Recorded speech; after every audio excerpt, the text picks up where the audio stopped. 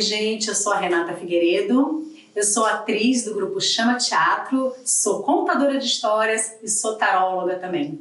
E hoje eu quero compartilhar com vocês como o tarô entra na nossa construção dramatúrgica, como inspiração, como ferramenta de autoconhecimento e como o tarô entra também na minha vida.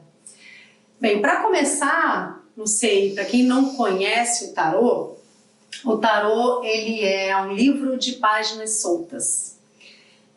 São imagens divididas, são 78 lâminas ou cartas, né? E são divididos em 22 arcanos maiores e 56 arcanos menores. O que são arcanos?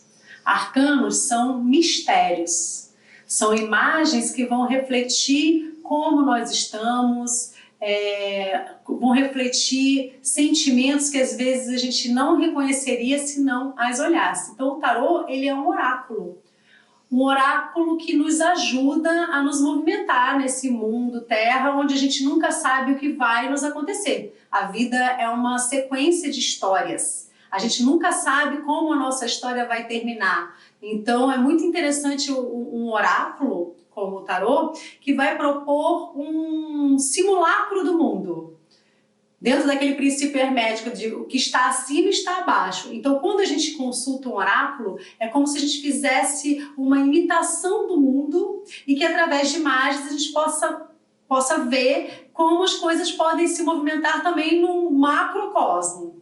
E existem vários oráculos, o tarô não é o único. Mas o tarô ele é sempre dividido entre são 78 lâminas, que são 56 arcanos menores e 22 maiores. Sendo que esses 22 arcanos maiores são imagens que refletem condições da alma, condições mais abrangentes, ligadas à formação do mundo, num aspecto muito mais abrangente mesmo. E os arcanos menores, eles vão refletir o caminhar do ser humano na Terra. Então, são mais questões ligadas ao dia a dia. Só lembrando que, quando o assunto é tarô, é muito amplo. Então, são várias vertentes. Se vocês forem estudar, pegar livros para ler, vocês vão ver que a história é contada de várias formas. No meu processo de estudo do tarô, eu vou escolhendo o que mais reverbera para mim. Eu comecei a jogar tarô mais ou menos há 30 anos atrás, ainda adolescente, e ele é um oráculo e um estudo que vem me acompanhando no decorrer da minha vida e que me ajuda a tomar decisões, me ajuda a me movimentar no mundo. Mas eu não olho para o tarô numa abordagem assim adivinhatória, eu vou adivinhar o que está por vir. Não.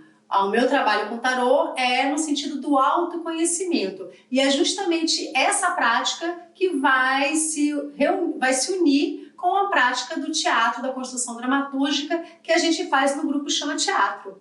E aqui eu vou dividir um pouquinho de como ela se dá de uma forma muito orgânica, que a gente foi construindo no fazer, e que se você se interessa por tarô, se você gosta desse tema, tem curiosidade, é uma forma que você pode fazer na sua casa, sozinho ou sozinha, né? Através de um trabalho de mergulho nesses arcanos. Esse aqui é um deck completo, aqui tem as 78 lâminas, e por enquanto aqui a gente vai trabalhar com os 22 arcanos maiores.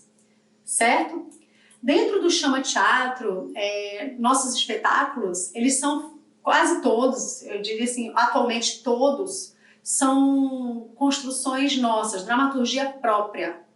O que significa que a gente não monta até hoje, não quer dizer que a gente não possa montar, mas geralmente a gente monta textos que nós mesmos criamos ou contratamos um dramaturgo para criar a partir da nossa experiência. Então tem uma pegada muito autobiográfica no nosso trabalho. Então é importante dizer que o trabalho do autoconhecimento, ele faz parte da nossa construção dentro do teatro que nós optamos por fazer. E além de ser um trabalho de autoconhecimento para nos orientar, para tomar decisões, para ver que trabalho a gente vai fazer, ele também é um trabalho que nos alicerça na criação dos nossos personagens. Como? Fornecendo imagens, energias, histórias, porque o tarô tem uma leitura que é muito ligada às mitologias, né? Então, dessa forma, ele sempre está presente na nossa dramaturgia. Tanto a gente tem ideias a partir do tarô, quanto a gente também vai buscar no tarô mais fundamentos para a gente ter um fio condutor para as ideias que a gente tem dentro do nosso processo criativo. Os tarôs, eles reúnem muito conhecimento da humanidade. Então, é um conhecimento que tem as suas raízes na cabala, tem relação com a astrologia. São muitas vertentes esotéricas que estão reunidas nessas lâminas. E também eles sofrem a adaptação de quem desenha o tarô, porque são muitas interpretações desses decks. A gente pode encontrar mais de 1000 autores de tarô. Ele, na forma como ele chega pra gente, dessas 78 lâminas, vem da Idade Média. E na Idade Média era chique uma família contratar um artista plástico para pintar um deck para a família, para ficar de recordação. Não tinha muito esse caráter que tem hoje para nós, oracular. E também é muito importante a gente dizer que o tarô ele não está ligado à religiosidade no sentido institucional. Então é claro que se a pessoa tem determinada religião e joga tarô, ela vai levar elementos dessa religião para a sua prática. Mas o tarô não tem nenhum aspecto religioso. Você pode jogar tarô independente da sua religião, porque ele é uma ferramenta de autoconhecimento, é uma ferramenta de organização da sua vida que não tem relação necessariamente com religião ou com a espiritualidade nesse sentido. Tem relação com a espiritualidade no sentido da busca pelo autoconhecimento e da gente se assumir como seres em construção. Então, se nós somos pessoas em construção, nós estamos aprendendo sempre. E o tarô é uma continuação para uma história. Eu sou uma contadora de histórias e uma taróloga. Então, para mim, o tarô ele é uma proposta, é um conselho que você aceita ou não. Então a gente já nasce cercado de histórias, a gente nasce na história da nossa mãe, do nosso pai, da nossa cidade, do nosso país. E o tarô, ele vai, através de suas imagens, ele vai conversar com a gente. É uma função de espelho. Ele tem os seus elementos constitutivos que a gente pode estudar, aliás, é um estudo muito abrangente de uma vida inteira, enfim, é um estudo inesgotável. Mas a forma como ele vai interagir com as pessoas depende do olhar de quem vê. Então, o tarô para mim ele é assim, se eu jogo tarô para alguém, por exemplo, eu não vou me propor a adivinhar o que essa pessoa está sentindo. Não, eu vou dialogar com essa pessoa, ela vai me contar uma história, a história dela, o que ela quer saber, o que está de repente intrigando, as expectativas, que decisão precisa tomar. E aí quando eu abro o tarô, é como se eu poderia ter a mesma conversa com essa pessoa sem a mediação das cartas. Mas com as cartas, isso se torna mais claro, emergem outros significados que talvez não estariam tão visíveis na superfície de uma simples conversa. Porque também a gente parte do princípio de que nada é por acaso, existe a sincronicidade. Então, se você pegou determinada carta, é porque ela tem alguma coisa para dizer. Dentro dessa vivência, desse meu trabalho com tarô na minha vida pessoal e também dentro da dramaturgia do Chama, eu comecei a sentir um chamado, um desejo de organizar uma oficina, um método onde eu pudesse compartilhar a forma com que eu estudo tarô, que é uma forma muito autodidata. Eu já fiz alguns cursos, mas a minha busca sempre foi muito minha mesmo, sem muitos professores. Não que eu não tenha tido professores, eu tenho, inclusive, até hoje, um mestre que tem me orientado maravilhosamente bem, mas o impulso sempre foi um impulso solitário. Então eu resolvi organizar uma oficina que se chama Do Louco ao Mundo, uma jornada pelos 22 arcanos maiores do tarô. Por que do louco ao mundo? Porque uma das teorias que explica o que é o tarô fala que o tarô é a viagem do louco, que é o arcano, o mistério número 0, até chegar no mundo. E esse louco, que é uma criança espiritual, que é um ser completamente aberto para conhecer o novo, ele vai passando por vários patamares de transformação da consciência. E esses patamares, esses pontos de virada, são representados nos 22 arcanos maiores. E nessa oficina, que pode receber até 22 pessoas, como é que acontece? Primeiro, a gente se acolhe, né? A gente se recebe, a gente fala os nomes, conta a história dos nomes, enfim, tem uma conversa inicial. E depois a gente vai sortear um arcano. Cada pessoa vai tirar um arcano desse deck aqui de 22, certo? Então, eu vou agora sortear um arcano para mim mesma e vou demonstrar qual é o caminho que a gente percorre no decorrer dessa oficina. O que a gente vai descobrir. É interessante também dizer que as pessoas que buscam essa oficina não necessariamente são artistas, não necessariamente são tarólogos ou tarólogas, são pessoas que se interessam pelo tema. Não necessariamente são pessoas que têm experiência em performance, muitas pessoas têm, inclusive, pânico em se expor, e nesse ambiente a gente vai criando esse espaço em que, através dessas ferramentas dramatúrgicas e de contato consigo mesmo e de autoconhecimento, esses medos vão se ressignificando, porque existe um propósito que é maior. Então, primeiro a gente embaralha o deck e aí sorteia. Eu vou sortear aqui um arcano aleatoriamente e vou demonstrar como é que a gente faz na oficina. Então, geralmente a gente faz um pequeno círculo aqui. E aí cada pessoa vai tirar o seu arcano. Eu falo que só pode ter até 22 pessoas porque a gente só tem 22 arcanos maiores, né? Mas até hoje a gente só recebeu em torno de 10, 15 pessoas, então é uma oficina que a gente tem bastante tempo para trabalhar. Então eu vou tirar aqui aleatoriamente. E o arcano que saiu foi o Mago, que é o arcano número 1. Então, à medida que a gente vai tirando as cartas, a gente vai fazendo um mosaico, a gente vai montando aqui um painel comparativo, certo? Então a gente vai pegar vários tarôs diferentes, que são várias interpretações diferentes desse mesmo arcano, desse mesmo mistério, para a gente descobrir justamente qual é o verdadeiro mistério dessa carta, que não é uma tarefa tão simples, porque todo símbolo ele é intraduzível.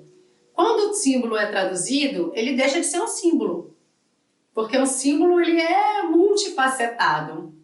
Então, essa tarefa de descobrir qual é a verdadeira mensagem que esse arcano está transmitindo é uma tarefa de um estudo fino, um estudo longo, uma arte, né? É uma arte. E toda arte requer tempo, que a gente se debruce. Então, eu trouxe aqui alguns exemplos de tarôs diferentes, de decks diferentes. E o que a gente vai fazer? A gente vai passear, vai dar uma olhada para esses arcanos e vai tentar perceber o que se repete.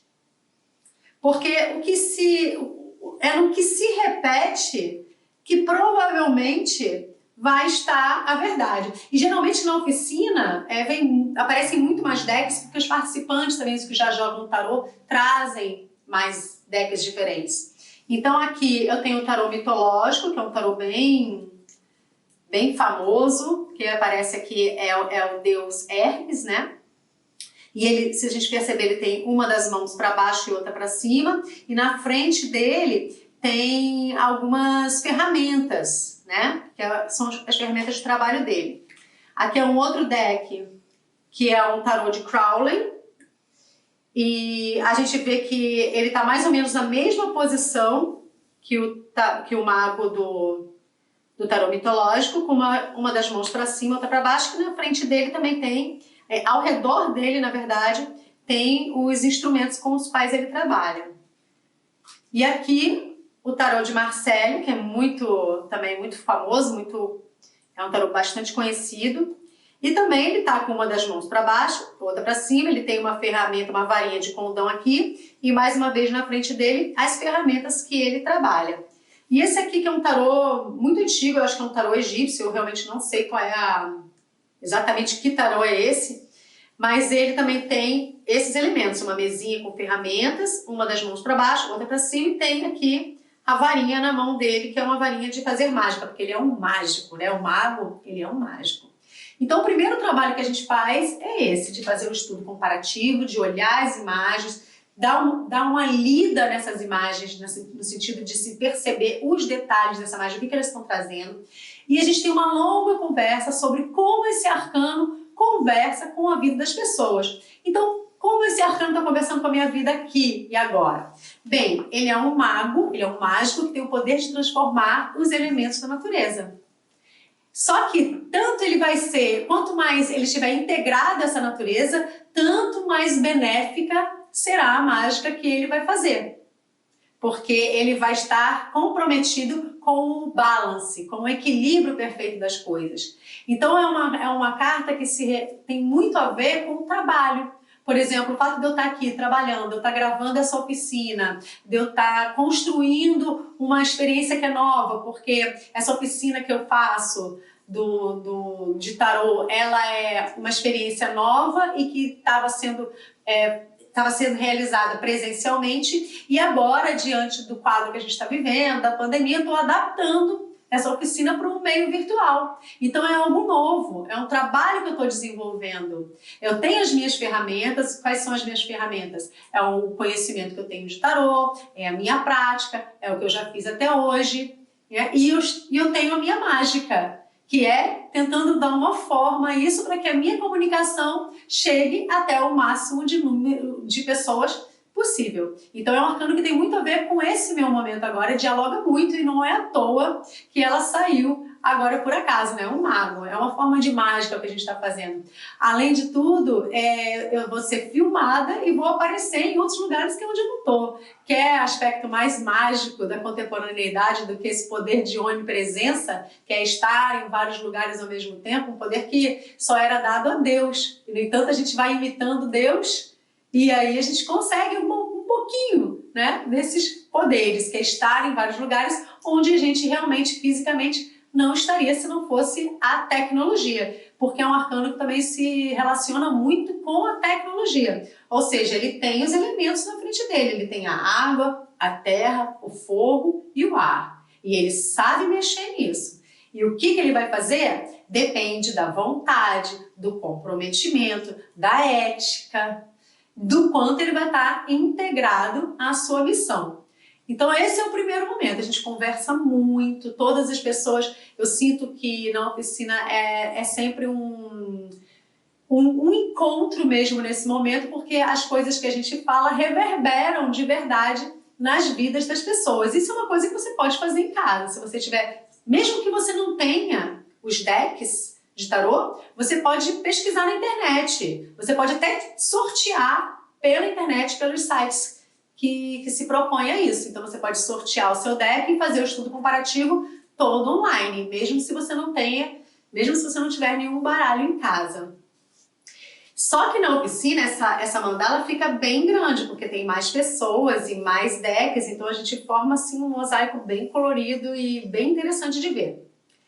Passado esse momento, que é longo, cada pessoa vai escolher, a princípio, uma imagem para fazer o quê? Para imitar. Então, digamos que eu escolha esse aqui, do tarô mitológico.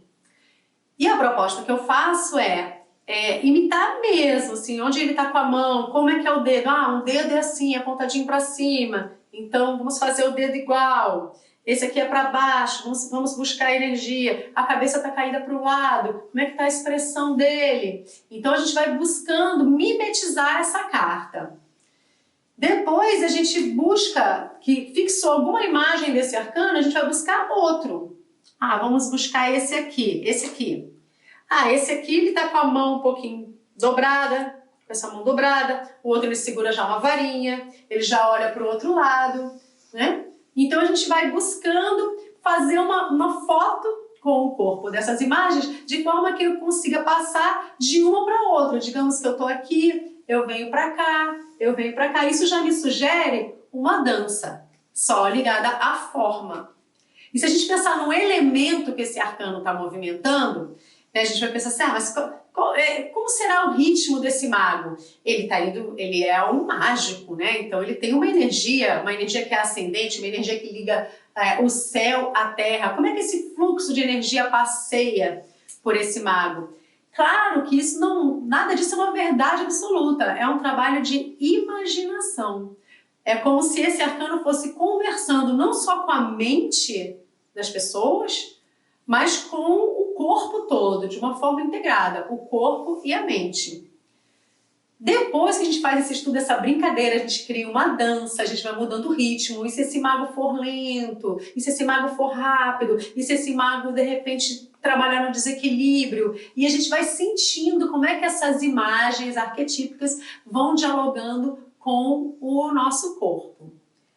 Depois disso, cada um vai para sua casa e vai fazer um estudo de analogias. E se esse mago fosse uma música? Que música me lembra o mago? Que texto? Existe alguma poesia que eu possa trazer para alimentar esse mago agora, como eu tô?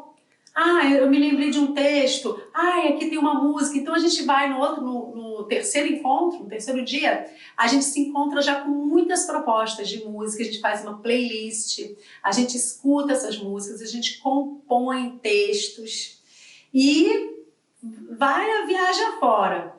Né? Se esse mago fosse cantar, o que ele cantaria? Se esse mago fosse fazer uma cena, qual seria uma cena tipicamente do mago, né? E por último, a gente vai criar uma imagem desse mago.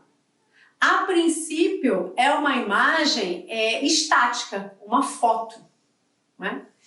E a gente brinca com essa foto, faz várias possibilidades diferentes e depois a gente vai criar uma pequena performance envolvendo já ou algum texto que já exista ou o texto que é composto pela própria pessoa.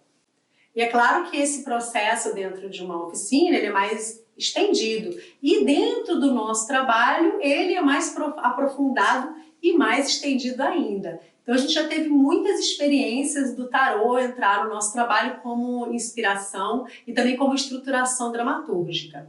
Eu tenho um grupo de tarô, que é um grupo que acontece, não tem uma periodicidade definida, mas ele é um grupo que já reverberou em muitos trabalhos nossos. O espetáculo Das Águas, da Cris Campos, que é um espetáculo que eu dirigi, foi um espetáculo que nasceu dentro de um estudo de tarô semelhante a esse que eu estou fazendo aqui. Haviam cartas em cima, na crista das ondas,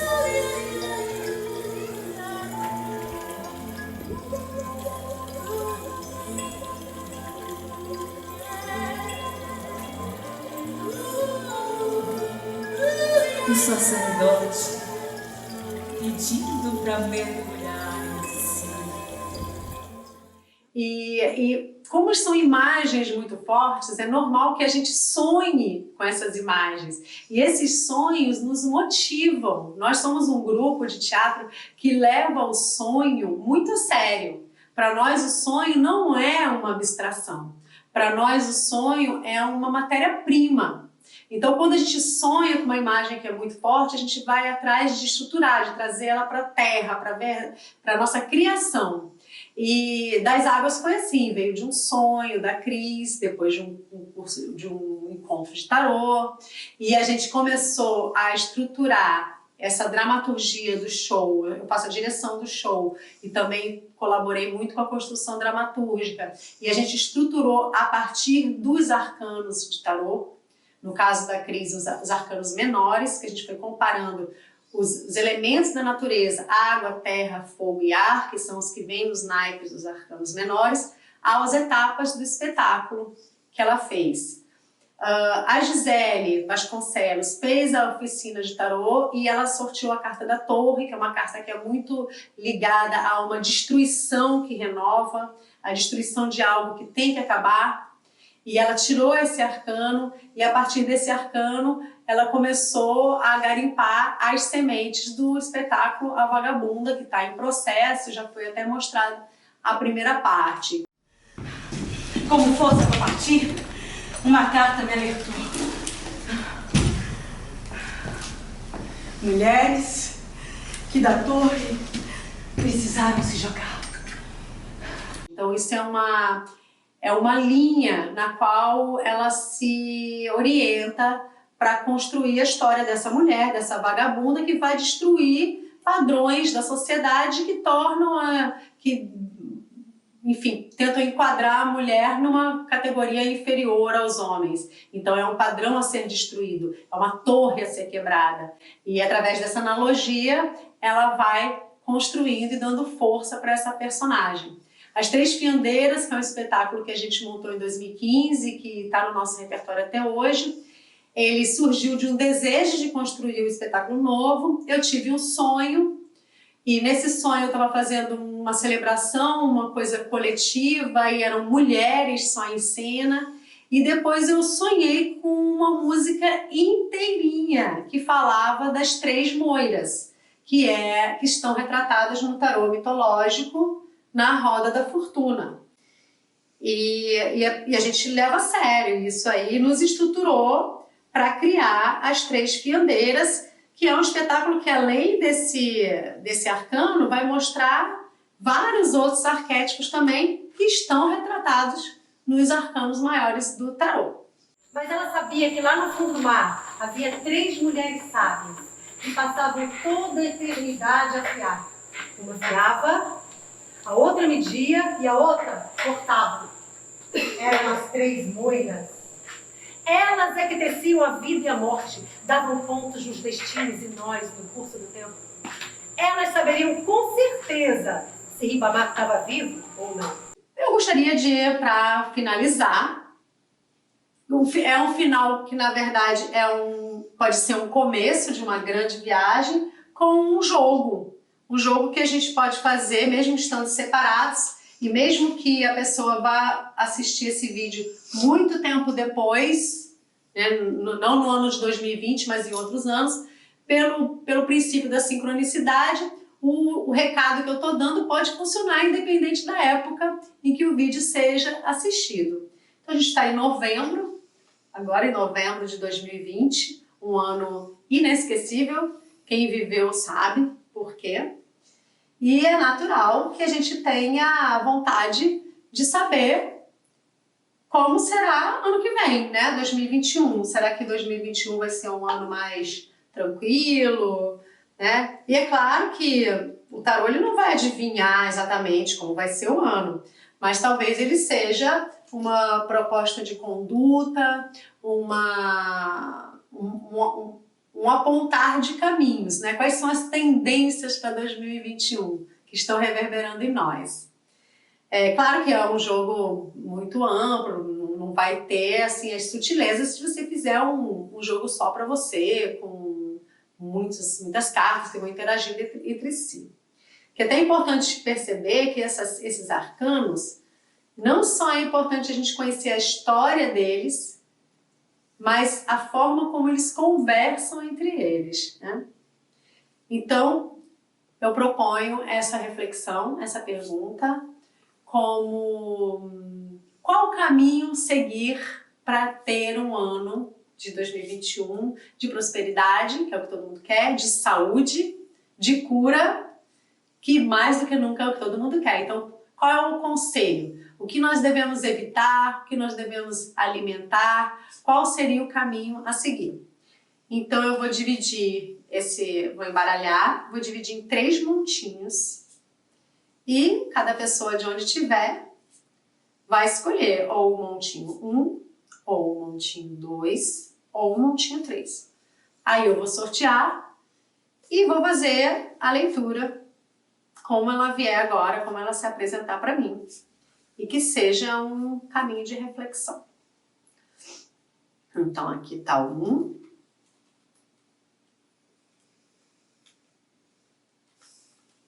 Aqui o 2 e aqui o 3. Então, qual é o melhor caminho para ter um 2021 muito bom? De cura, prosperidade e saúde. Enfim. 1, 2, 3. Já escolheu? Então agora eu vou ler. Quem escolheu o montinho 1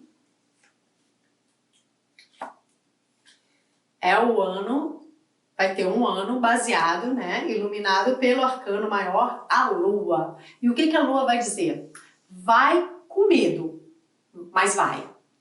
É um momento de olhar para os próprios medos de uma forma muito corajosa, para passar por eles. Porque dentro dessa perspectiva do medo, existe muito a aprender. Então, ao invés de sair correndo do que tem medo, ao invés de evitar, olhar. Perceber que a Lua é a Lua que controla tudo que entra no planeta Terra. Então é importante olhar para esse mundo do desconhecido, para esse mundo do que não está muito na clareza do sol, para esse mundo que está no noturno, no mundo dos sentimentos, dos aspectos femininos do ser. Feminino aqui no sentido arquetípico, que está em todos nós, tanto masculino quanto feminino. Então é um momento de acolher o que a gente tem medo, acolher o que a gente não sabe muito bem o que é, para que se possa passar por isso e integrar essas imagens que às vezes nos assustam ao nosso ser, vendo isso dentro de uma proposta de crescimento e de autoconhecimento. Quem escolheu o montinho 2?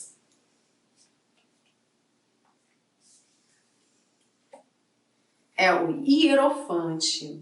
Bem, o que é o Hierofante? Hierofante, em alguns decks ele é chamado de Hierofante, em outros ele é chamado de o Papa. Então ele é o pontífice.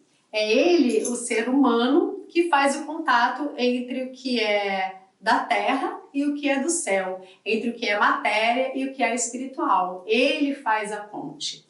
E ele também pode ser aquele mestre, aquele ser que já sabe um pouquinho mais do que a gente, que nos conduz de um patamar da consciência para outro. Então pode ser que seja um bom ano para investir em estudos acadêmicos, pode ser que seja um ano em que nós sejamos convidados a desenvolver uma espiritualidade mais consciente, talvez ingressar em alguma religião, aprender sobre determinado sistema filosófico.